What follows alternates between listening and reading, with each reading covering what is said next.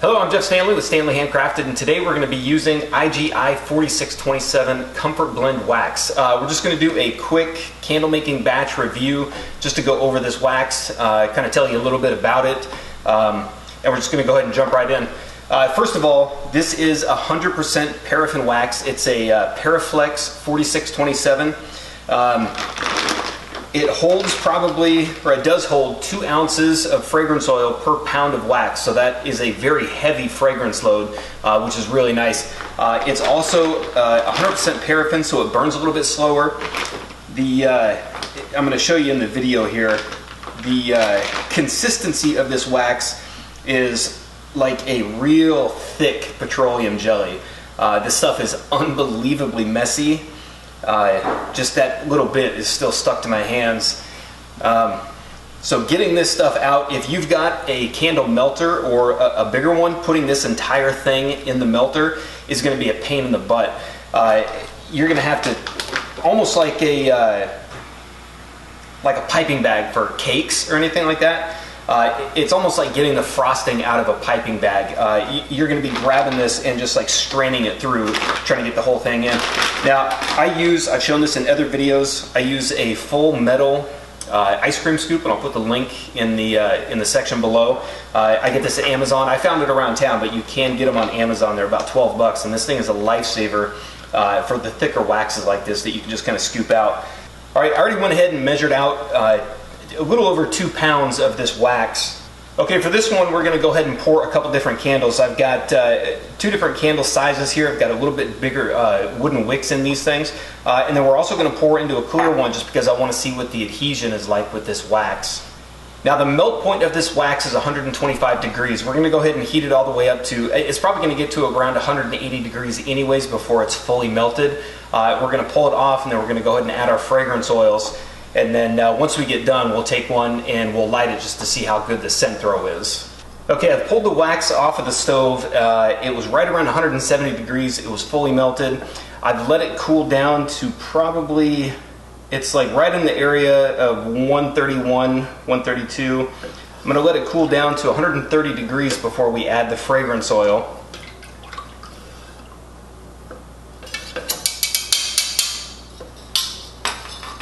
Alright, so we're going to add the fragrance oil somewhat low, and it should drop the temperature quite a bit too. Now, the wax was still fully melted. I could see that it was just about to start to get a little hazy, which means 125 is the melting point of this wax. So anything below that, it's going to start to get hazy and start to go back to a solid form. So adding the fragrance oil at 130 should pretty much bring it down to 125 pretty quickly. Let's see what we've got here.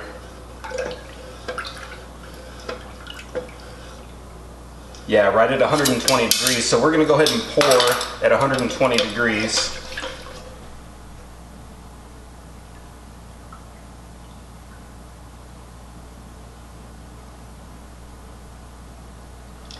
And then I'm going to go ahead and fill these up probably about 70 or 80% of the way.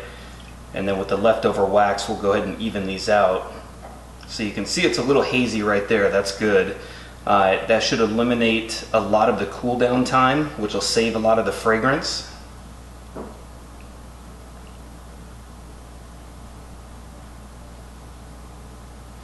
And I've already poured one set of these candles, and they formed very nice smooth tops without having to run the heat gun over them too much. I did run it over just a little bit just to get rid of some slight imperfections, but this is a single pour. You could get away with not pouring or even running the heat gun over this very well.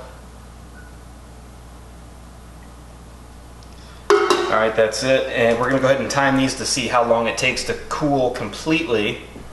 Alright, I'm going to go ahead and reshoot this entire thing because I didn't hit record before I spent 10 minutes going over all this stuff.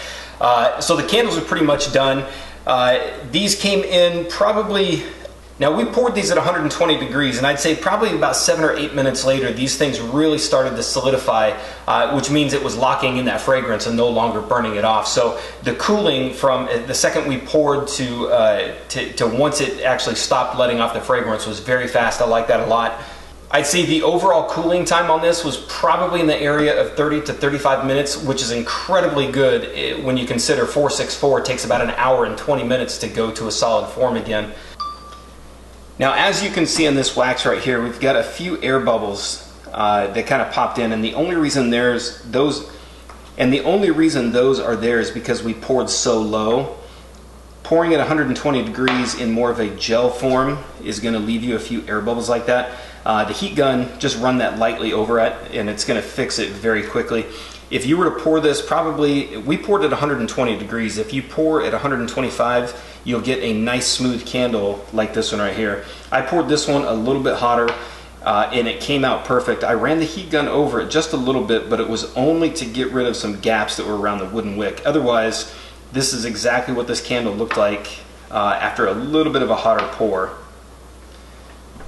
Okay, so that's pretty much it. That's the IGI 4627 Comfort Blend Wax. Overall, I like this wax a lot. If you can get over the fact that it's a nightmare to work with, it's unbelievably sticky, this is a very strong wax to work with. This wax cools extremely fast. Like I said, it was probably about 30 to 35 minutes from pulling from the stove until it was in more of a solid form and it stopped letting off fragrance. That's very quick, especially when you consider 464. It takes about an hour 15, hour and 20 minutes before it goes fully melted to more of a solid form. The fragrance load on this is extremely high. The cold throw that's coming off of this is very nice.